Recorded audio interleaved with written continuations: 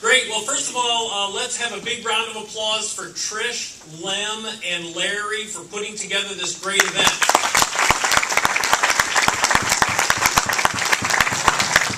How many of you are golfers? How many golfers here? Okay, good. Some over here, over here, over here. Good. Okay, so I used to be a pretty avid golfer. Now, I have to tell you, in my town, we have the best bargain in the country. We can play at my public course. It's a 9-hole par 3 executive course for $2.50 on the weekdays and $4.50 on the weekends. Okay, that's a pretty good deal, right? Right. And we're not pushed by people. You have to be a member of my town to go there. So about 3 years ago, I was golfing pretty regularly with my group of friends. It only takes about an hour and 15 minutes to golf the whole course. And I was really getting pretty good. I was feeling pretty confident. When I would tee off, there was a good probability I'd be on the green near the pin. So I decided, okay, I'm going to take my wife and my 10-year-old son out to a real course. Because my son at that time, he really looked up to me. How many of you have kids? Okay. Oh, a lot of you. Okay, perfect. Okay. So I decided, okay, I'm going to get them and I'm going to show my wife what a great man she married. Okay? Because I'm telling you, I was ready to go pro. I was going to, my dean is here. Is my dean here? He left. Ha! Okay, now we can talk. Okay, no. All right. So we go to this real 18-hole golf course. I take my big dog out of my bag. I'm up there. My son is right there. My wife there. They're watching me. I take that big dog. I grab that thing. I put my feet ready to hit this ball into orbit. I hit it. It goes over one fairway, 2 fairways, into the next golf course. Okay? Hey, no problem, right? We have a healthy self-esteem. It's okay, so I played that one. I'm a pretty smart guy. I decided, okay, I'm going to change my stance, lighten it up a little bit, change my grip a tiny bit. Number 2, grab that club. Crack, baby. This time it goes, I hook it 2 fairways over. Okay?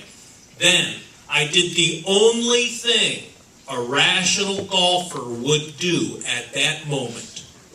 I grabbed that club and I just chucked it into the lake. I never went back. I've never played that 18-hole golf course again. I went back to the safety of my par 3. Now, many of your companies, you're doing great playing the same old game that you've played for years. But today, it's dangerous. It's dangerous playing the same game the same way. What I'd like to do is share with you some tools and techniques that will enable you to play a bigger game and hopefully a better game. What I'd like to do also is I brought something new, very rare. Many of you have never seen this before. Lem and Larry have, because they're old enough. They've been around 140 years since Stephen was started, right? Since they've been doing this workshop. They might know of this, okay? So here it is. This is called a BlackBerry phone. All right? In 2008, this was the leading smartphone in the world. Had like 40% market share. BlackBerry's evaluation, their market valuation, was over $84 billion. More than Merck, more than eBay, more than Goldman Sachs. 5 years later, their market valuation dropped to under $4 billion a share.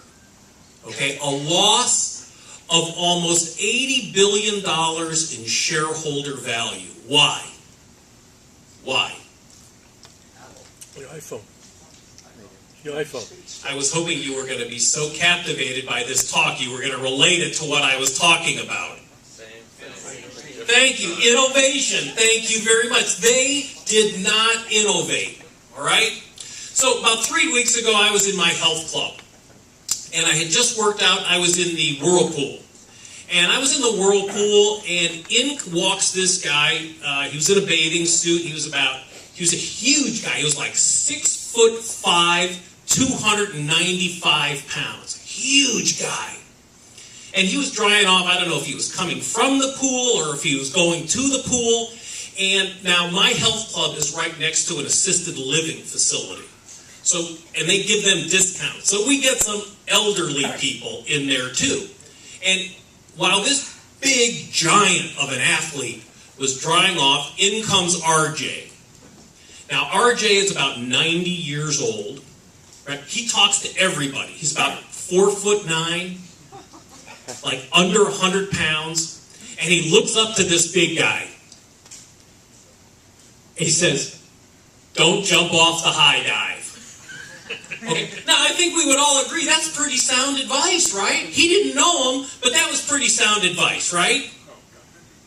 Right? Right. Sure. Well, I'm going to give you some sound advice today. Some advice that's taken me 20 years of doing research with many of your companies, in addition to Apple, Google, IBM, Honeywell, working with them to try to improve their ability to innovate. Now, I've got some good news and I've got some bad news. What would you like to hear first? Oh, the bad news. Good, because that plays right into the way I wrote the talk this morning. Okay, that's perfect. Okay, so the bad news is today companies are either fast or they're dead. Now, there's some more bad news. Some more bad news is the old way of innovating does not work very well. Okay? If you take a look at the credible studies that were done over the last 40 years, you can see here that we are not getting any, this is a failure rate, we're not getting any better at our ability to innovate. And a careful study of the credible research shows that we are, in fact, getting worse. Now, to be fair, the field of innovation is relatively new. It's only about 50 years old, compared to the field of marketing that's over 200 years old. Okay? The way that we innovate today was based on the 1950s and 1960s, the Department of Defense. How many people here are from the Department of Defense? Yeah, how about a round of applause for them? Okay. All right, now, in the 50s and 60s, they came up with something called the phased review process to manage their big, large-scale projects. And a gentleman named Bob Cooper came up with something called the stage gate process, applying this theory to commercial projects. And there are some challenges with using the stage gate or phased review process. How many of you use the phased review or stage gate process in your work? Okay, so I would say about 25% of you. Now, what challenges do you have with using that you want to share? What challenges? It would be great if you had some challenges that would help me talk. Yes? Go, no-go criteria. Go, no-go. The gates. Okay, perfect. You couldn't have said it. We got to travel together. Okay, yes. What else? Everything has to be done in that series all the time. It's a nice linear process, right? It's funny. Bob Cooper and I, we used to travel together, actually. He would talk about his theory, and about 15 years ago, I came up with a different one, and we used to talk about it. And his was nice linear, right? And engineers love a linear process. Okay, oh man, you give them this with these checks and balances. Oh man, they love it. They put together their 3-ring notebook. Oh, they love that. They become experts at the process. But sometimes they become experts at the process and not so good at innovation. So about 5 years ago, Stevens was asked by the Malaysian government to help them innovate.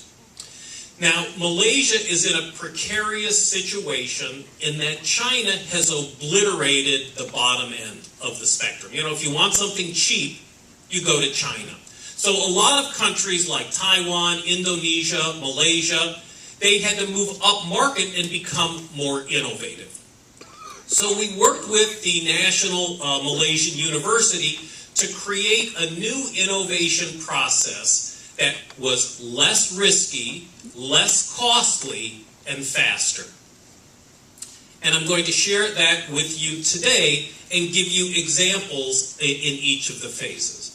And it's called lean innovation, and it builds on the lean manufacturing movement about doing more with less.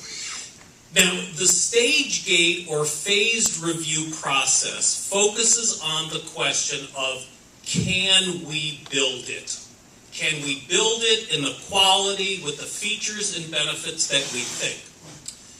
The lean innovation process focuses on, should we build it?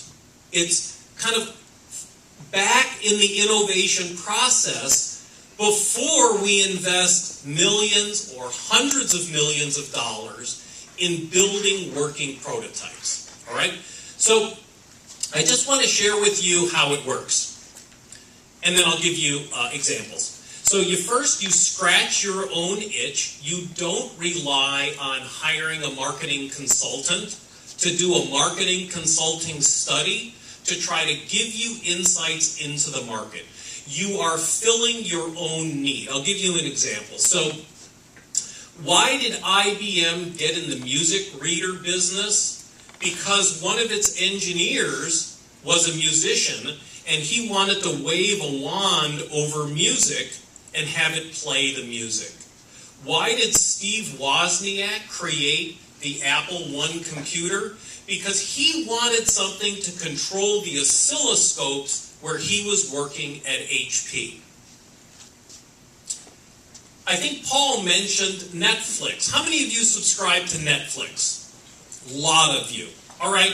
The reason why Netflix was created was because Reed Hastings was tired of paying the late fees from Blockbuster, another company that was a leader and now bankrupt. And he created Netflix, where you never have to pay a late fee. He was creating a product, or in this case, a service for himself.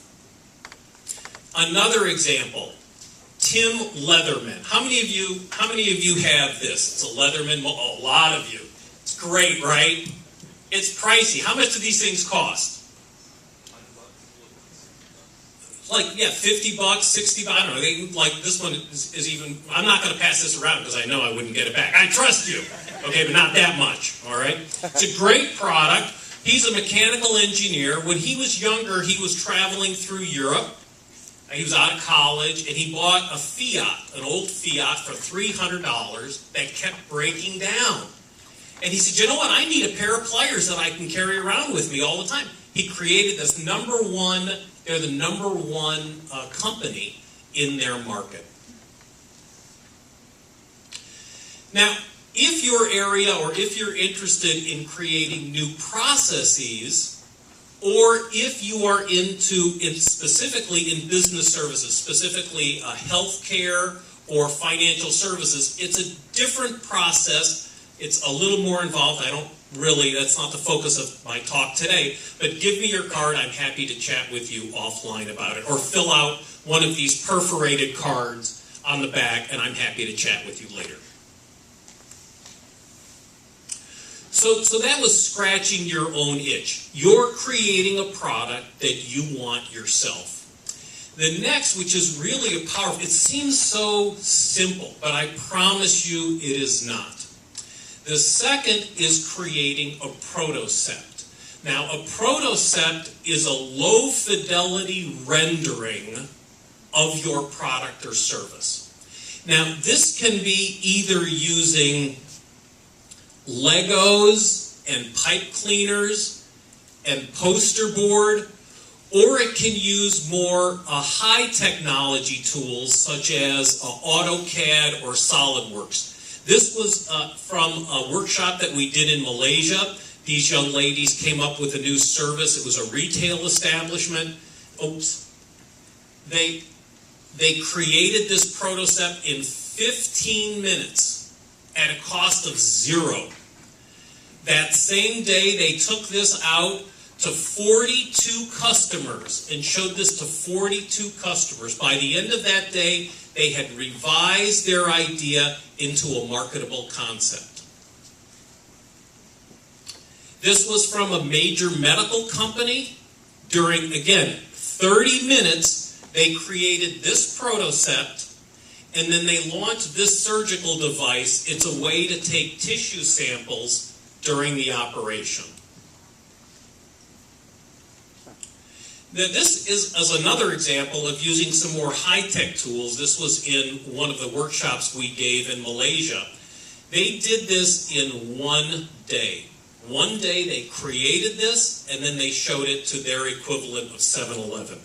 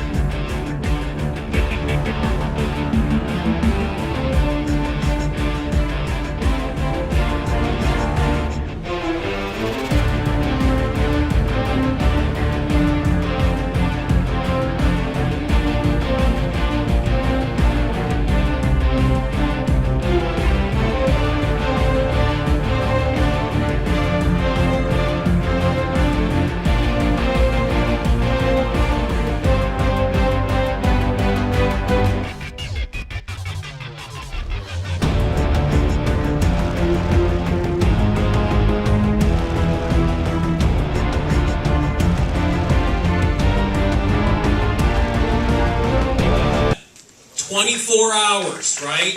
24 hours they did this at a cost of $0. They're in this business now in Malaysia.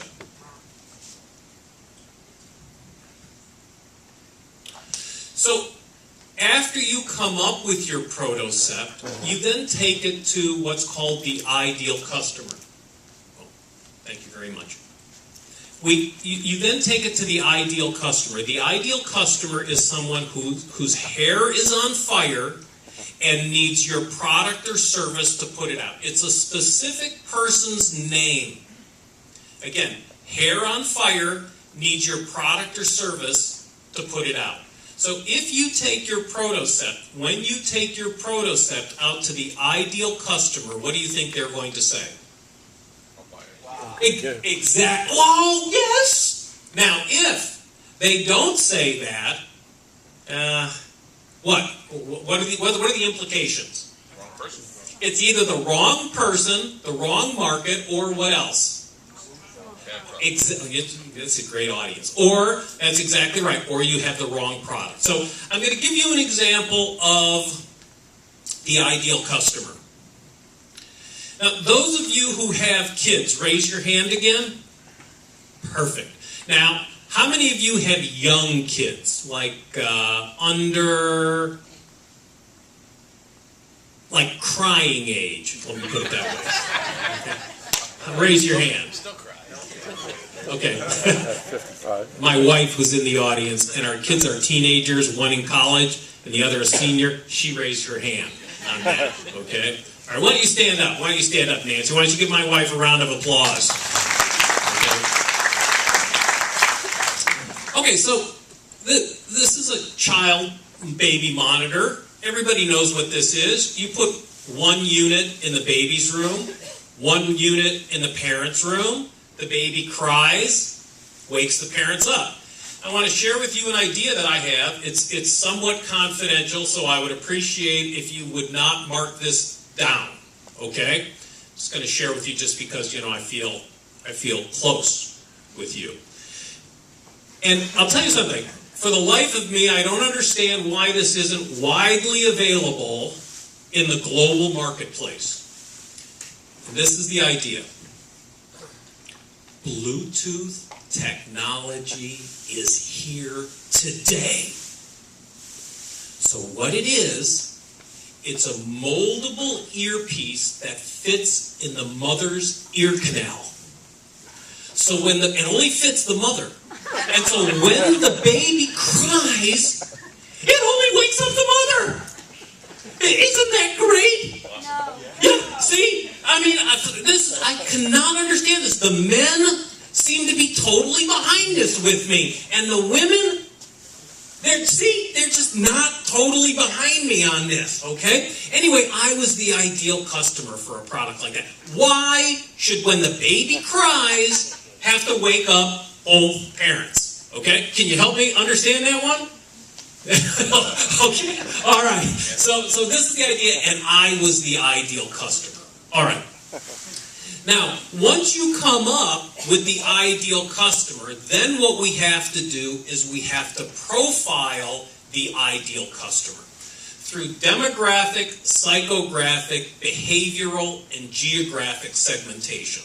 Demographic, age, income, geographic, location, psychographic, attitudes, interests, and opinions, and behavioral, meaning occasions of use. So this is a project that I was involved with. It was a shovel. How many of you like shoveling? Raise your hand. Oh, good. Well, you're going to come to my house. All right. No. So a lot of people hate shoveling. All right. So this company created a shovel that you didn't have to lift it. It wasn't that real weird one that you push on it and it flies it up. I mean, this is a great idea. So the ideal customer was this gentleman right here, Jake Pickard, who lives here in New Jersey. He's 51. This is his income, $43,000. He doesn't own a snowblower, and he shovels his own snow. And then what we do is we profile where does that ideal customer fit in terms of the ideal segment. And we come up with, okay, the total market is 2.6 million users in this segment at a market value of about $150 million to decide if it's worth pursuing at all. And this is the concept of, okay, the ideal segment and then profiling the ideal segment. It's called creating a persona of that ideal segment. Then what you do is create an innovation package to present to management. A lot of times we have a good idea, but we don't know how to present it to management. So it took me about 10 years to create these 8 slides. These 8 slides that really take the critical aspects that need to be relayed to management. It cuts through all the BS and really gets at the value proposition and validating that value proposition. I'm not going to go into it too much, but this is the market problem, this is the target customer, this is the description, this is the competition, the business model, the problem validation with the customer, the channel validation, and a rough sales forecast. And this is the way so that you pretty much, if you follow these 8 slides, you're not going to miss something big. And it's very easy to get your point across to management. And then, as you prepare your idea to relate it to management, you create a framework. The framework allows, a lot of companies are into telling a story today, but it's not just about, in a galaxy far, far away, there once lived a princess. It's not that kind of a story. It's about using a framework to figure out how your idea fits into the strategy and structure of your company and how the presentation fits into a strategy and structure for the idea.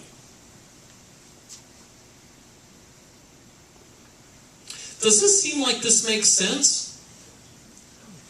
What are the challenges? What do you think their challenges are of using something like this in your company?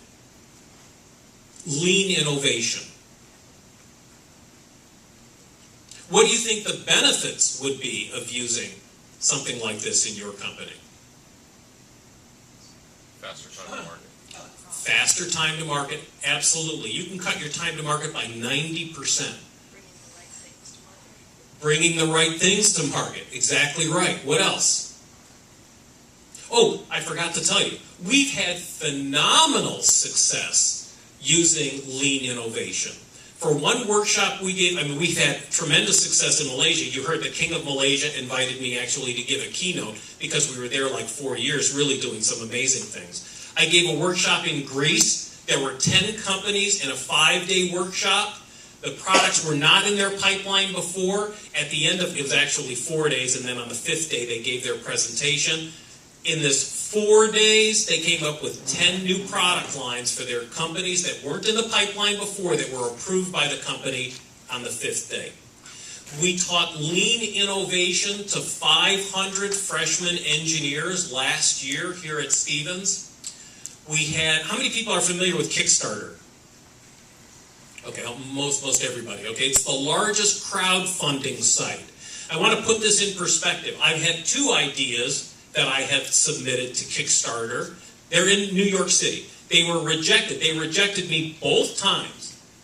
But, you know, I'm pretty assertive and I'm pretty aggressive. I decided, fine, I'll just go there and I'll sit in the lobby until they see me, because they never told me why they rejected it. They just rejected it. Anyway, it's like a black fortress with a moat around it. I could never get in there. I could never get in to see anybody. Well, after we taught lean innovation, we had 31 student teams accepted on Kickstarter. 31 student teams, and this is in 1 semester in only 6 weeks by freshmen. Exactly. I mean, it was pretty amazing. The folks at Kickstarter started calling us. They said, what are you putting in the water over there at Stevens? It really does work. This is not just an academic exercise. Oh, so about 10 years ago, I was meeting with a Fortune 100 company. And I was meeting with all their heads of R&D. And I had given them a presentation somewhat similar to the presentation I'm giving you here today. I mean, it wasn't as well thought out. It might not have been as well articulated, but it had many of the thoughts and the points that I'm talking to you today. And they told me, I remember this distinctly, this is a quote, word for word. They said, Gary, don't be so naive to think that you can teach us something about innovation when we have 1,000 people working on that very topic. That's when their stock was trading at $100 a share. It went down to under 50 cents a share, where it was bought by another company, and subsequently they laid off 15,000 workers. The time to innovate is now. I believe that everybody has one good idea. Using lean innovation allows us to harvest these ideas with much less cost at much less risk. Because the companies that win tomorrow are going to involve everybody in the innovation process, and they're going to do it faster. Thank you very much.